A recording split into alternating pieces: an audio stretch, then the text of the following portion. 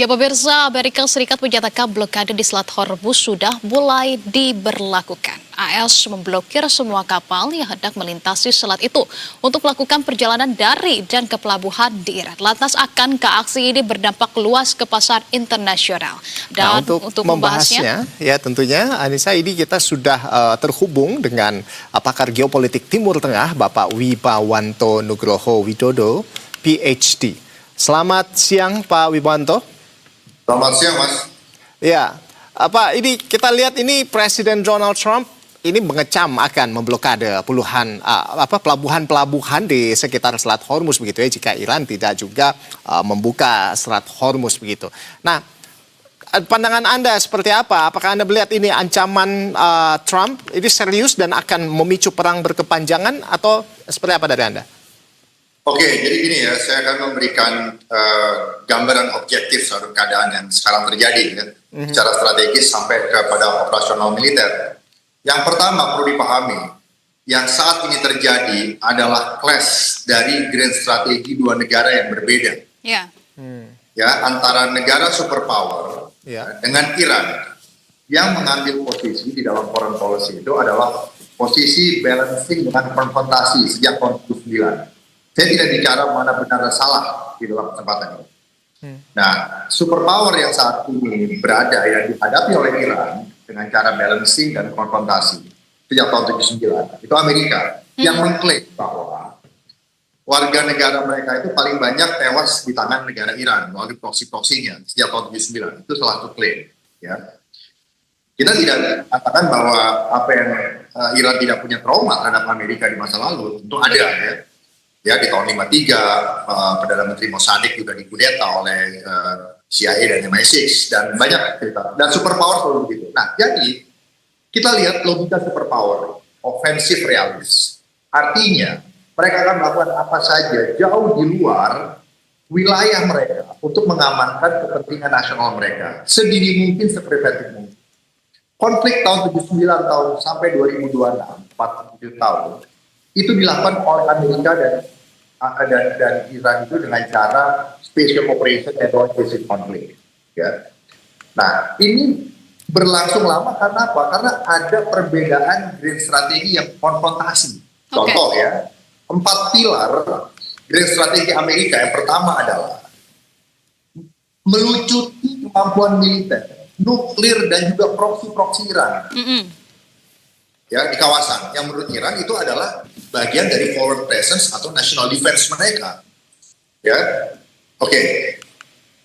Superpower manapun di masa lalu juga melakukan itu, bahkan Persian Empire, Ottoman Empire, British Empire juga melakukan hal yang sama.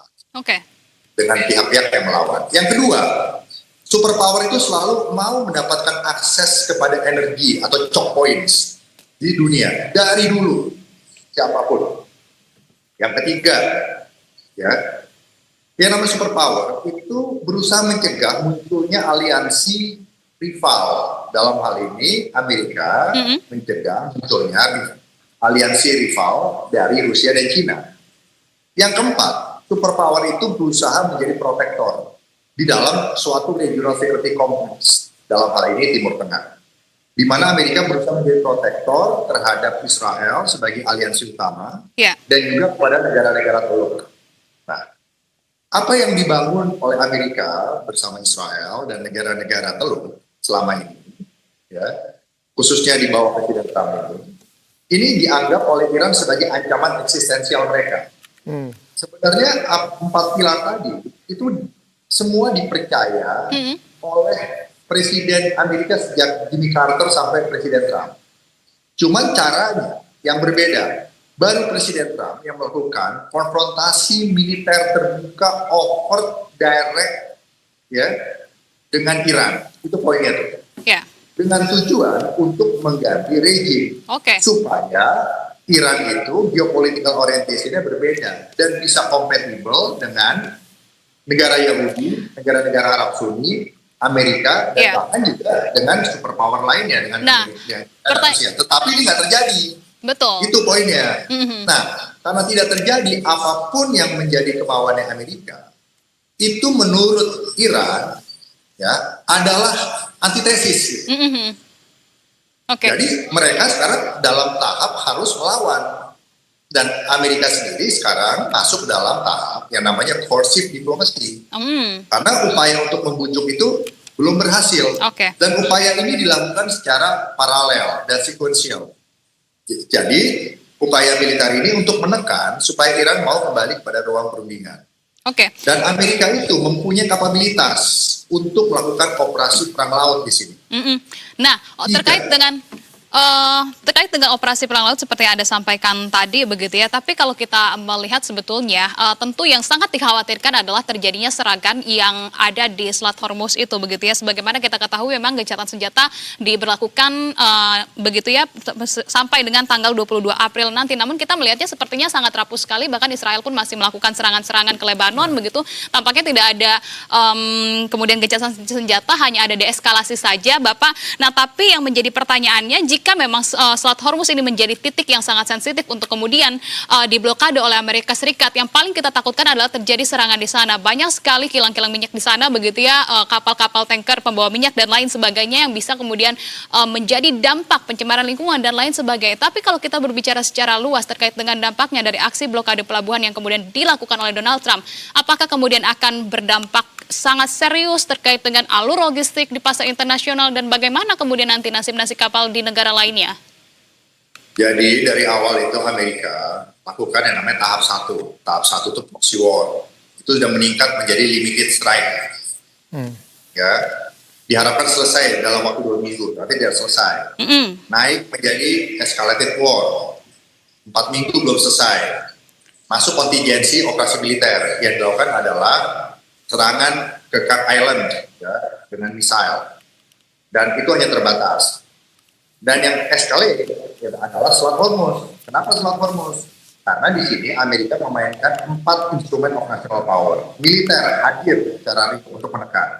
Yang kedua, diplomasi untuk mengirimkan pesan, informasi kepada seluruh pihak bahwa Amerika tetap hadir secara kuat dan memberikan jaminan. Yang berikutnya, secara ekonomi, karena ini adalah sumber daya energi, sumber daya ekonomi dari Iran.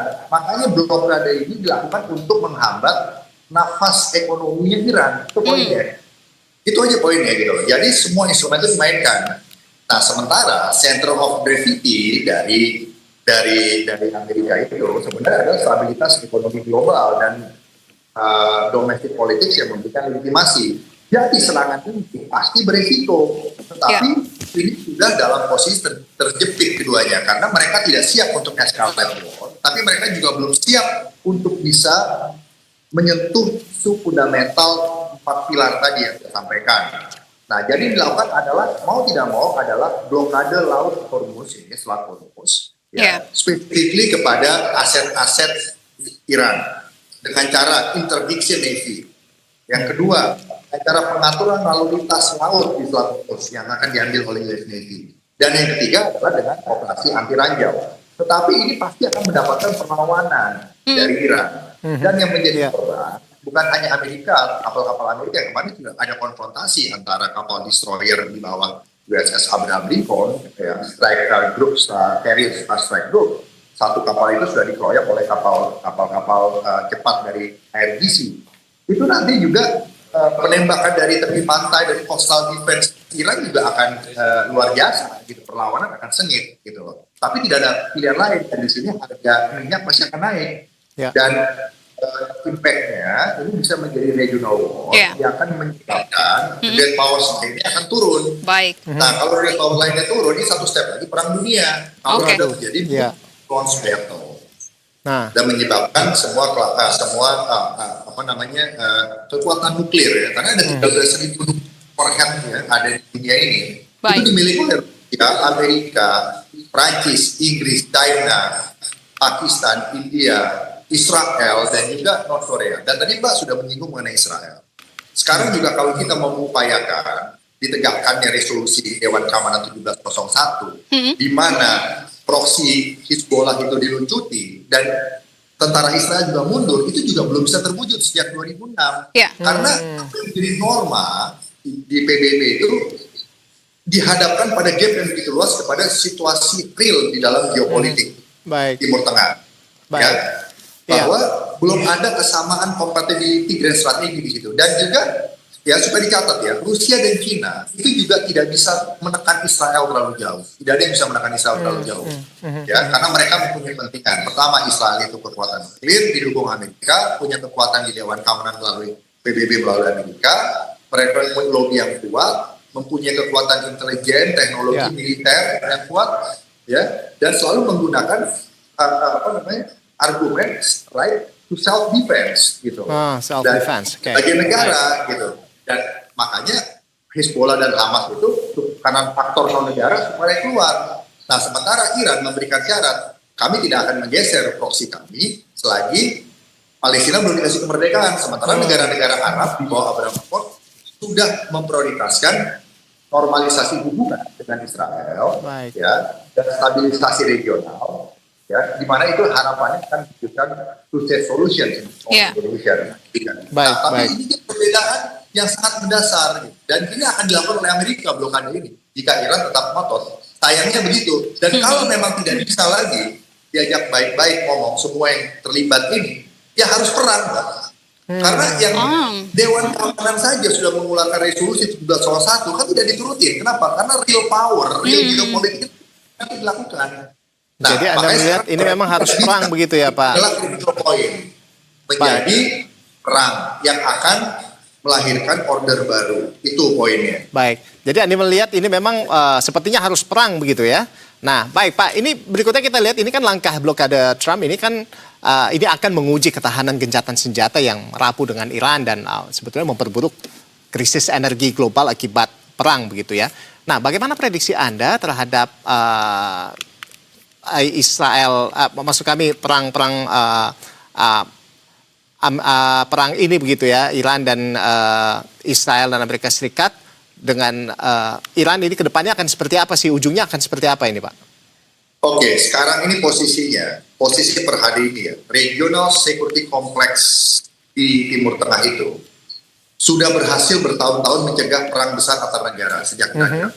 Tetapi belum cukup kuat untuk menahan munculnya special operations dan perang-perang dengan low intensity. Terutama ancaman itu ya, datangnya dari mana? Perseteruan antara Iran melawan Israel dan negara Arab. Karena negara Arab dan Israel, negara Yahudi yang di dalamnya juga ada orang-orang Arab, Islam juga sebagian kecil di situ. Mereka itu sudah kompatibel, makanya mereka sudah sepakat di dalam Abraham Accords. Ada 4 negara yang bergabung di situ, Bahrain, Maroko, Sudan, dan juga Uni Emirat Arab. Dan negara-negara Saudi Arab ini, mereka melihat bahwa national interest mereka lebih penting daripada hanya memperjuangkan keributan di Palestina dan Israel yang belum terwujud sudah lama. Tetapi mereka tetap akan memperjuangkan gitu. Tetapi Iran mempunyai way of thinking yang berbeda. Nah, oleh karena itu sekarang dicoba dirangkul, tetapi kan memang belum ada moderasi. Nah, jadi kalau ini tidak bisa diselesaikan, ini bisa diselesaikan lewat perang secara realis. Itu mungkin karena realis mengatakan perdamaian itu sementara liberalis mengatakan perang itu sementara. Jadi ada waktu yang bekerja sama untuk men-shaping order, jadi mengkoreksi order. Jadi kalau menurut realis, perang itu muncul karena adanya suasana yang tidak balance. Jadi adanya tidak balance of power. Gitu. Jadi perang itu menyelesaikan masalah ini menurut realis. Menurut liberalis, kita ngobrol dulu, kita kerjasama dulu, kita exchange opini dulu. Nah, itu diupayakan sekarang secara paralel. Nah, kita harus melihat bahwa selama 47 tahun, ya, mereka itu belum pernah perang terbuka, tapi mereka sudah perang dengan sangat fundamental. Bahwa sekarang posisinya saling tidak percaya dan zero sum game. Itu poinnya. Saling tidak percaya, punya trauma masing-masing dan zero sum game. Itu poinnya. Oke, baik. Tentu kita juga harapkan begitu ya situasi di Timur Tengah ini dapat segera kemudian kondusif, meskipun nampaknya memang sangat sulit sekali karena memang perundingan pun tidak mencapai kesepakatan. Kita masih akan kawal sampai dengan langkah-langkah berikutnya yang akan dilakukan oleh para pimpinan. Begitupun apakah kemudian juga akan ada tindak lanjut dari aktor-aktor lainnya seperti negara adikdaya besar lainnya Rusia maupun China seperti yang Anda sampaikan tadi. Rusia dan China tidak mau menekan Amerika, Mbak. Karena Rusia dan China juga tidak mau konfrontasi, tapi Rusia dan China memanfaatkan ini. Biar Amerika capek dan turun sendiri kekuatannya pada saat habis melawan Iran gitu loh. Baik. Nah, jadi ini banyak sekali kepentingan di dalam kalkulasi ini, gitu. Ya. Dan perang ini yang sekarang kita harus concern adalah bagaimana nanti eskalasi tidak terkontrol. Itu yang menjadi concern kita. Gitu. Baik, pakar geopolitik Timur Tengah Bapak Wibawanto Nugroho Widodo PhD. Terima kasih atas pandangan yang sudah dibagikan, sangat komprehensif sekali di Berita Satu Siang. Salam sehat selalu Pak Wibawanto, sukses selalu untuk Anda, salam sehat selalu dan selamat siang. Ya. Iya.